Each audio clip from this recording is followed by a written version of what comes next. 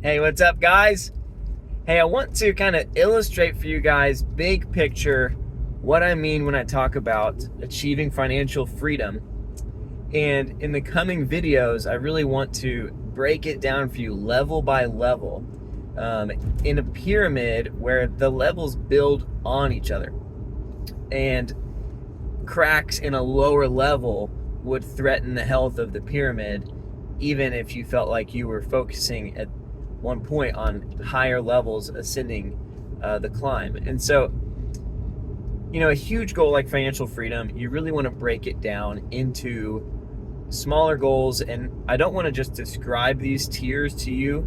I really want to highlight practically what are the focuses at this level. How can you master the associated skills, mindsets, behaviors, etc., in order to create a really healthy, solid brick line at that level of the pyramid, right? And hopefully, as I describe these different tiers of the pyramid of financial freedom, as invented by me, that you can identify maybe where you're at currently, and maybe some ways that you've cut corners perhaps on some earlier stages where you could really benefit yourself by going back and focusing there. But in this video, before I lay that out for you, I want to just kind of share a couple ways that what I've seen out there in terms of financial products or advice or illustrations, a couple ways that those fall short in my opinion, often anyways. Like if you were just, to search, okay, levels of financial freedom or levels of financial independence, there's a couple pitfalls that I just want to warn you guys of. And the reason I'm talking about this is not to bash any particular illustration out there, but I'm hoping to kind of refine and clarify for you what your goals are, because all of us have consumed some level of personal finance content in our life. And so I kind of want to weed out a couple misnomers in this video. So one of them is a lot of illustrations, a lot of descriptions will describe this or even illustrate a pyramid, but the pyramid is not like congruent. Really, they're like totally isolated existences.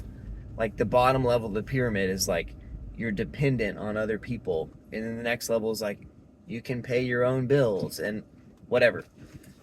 And it's like, well, you can pay your own bills. It's not built upon the foundation of being dependent on other people. It's not a pyramid. So it just kind of messes with your head, or just, it doesn't make sense as an illustration. That's not necessarily super important, but psychologically, maybe it is. I don't know.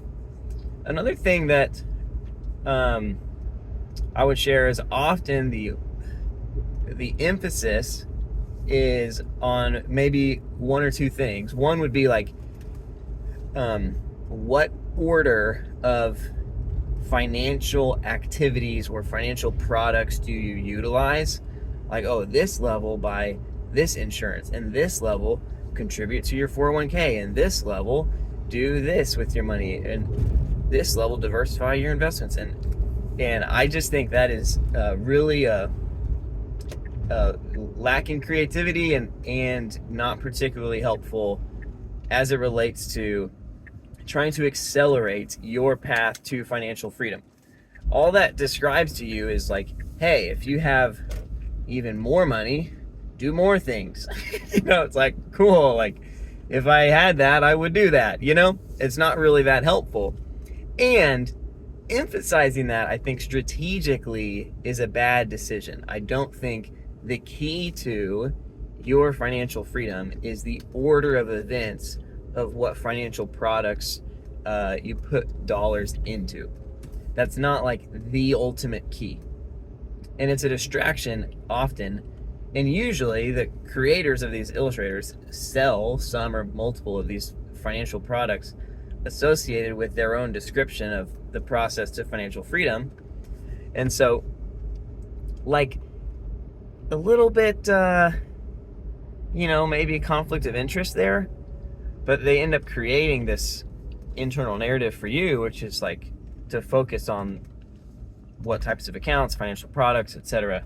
And that's suboptimal focus, I would say. Another thing that they could focus on, instead of the order of what products you're using financially, is just describing how much money you have. Like at this level, you can, go on vacation for 6 months if you want to. If you have this much money, you can, quit your job altogether. If you have this much money, you can do this. And those aren't really levels of financial freedom. It's just not a helpful way to think. It's fun. It is fun to like gamify the accumulation of financial resources and think about and visualize, like, what could that do? When I have this much, I could maybe pay for public college for my kids if I have this much. But the reality is, none of those are accurate. Okay, so that's one problem, is your lifestyle is going to change. Inflation's going to change. Your desires are going to change. So even what you think, at this level of money, I can do blank, it's probably not true, because other things will have changed. So anyways, even if you're basing it off percentage terms, etc., it's just not a reliable illustration, obviously. But it's just kind of, and the other problem with it is, again, it's just lacking creativity, and it's also lacking any actionable advice. It's like, okay, if I had more money, I could buy more things. Thanks for the tips. And again, ordering what you would want to do with that money, again, not a helpful, like, at the top of the pyramid is charity, or at the top of the pyramid is legacy, and charity to the next one. And at this level, it's like, well, you could totally be doing legacy down here and charity up here, or vice versa. Again, what financial products you use and when, not a great focus. And then also, what you're using your money for, or like letting your sense of financial freedom solely specifically be tied to how many dollars you do or don't have.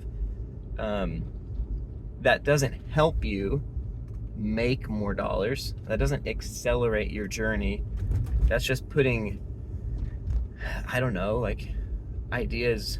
If you want to buy a car that costs $100,000, you need $100,000. It's like, okay, thank you.